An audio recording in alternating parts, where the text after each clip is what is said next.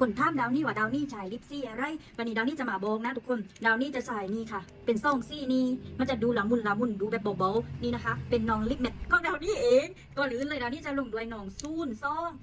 งก็คือจะเป็นซี่ออกพีดนะคะซี่อิดนะคะอิดพีดน้องจะเป็นซี่อิดพีดแบบนี้นะนี่นี่ค่ะดาวนี่จะลงเบาๆแบบนี้ตีเดียวนี่ค่ะแบบนี้นะมันจะได้ลุกแบบนี้จะเป็นซี่เดียวแต่พอดาวนี่ซ้ำซี่ชมพูนูดก็คือซุนนึ่งอีกทีหนึ่งนี่มันจะได้แบบซี่ชมพูแบบเรืออีกนึงนะคะนี่ค่ะ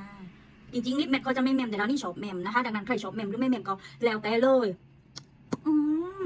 นี่ค่ะสวย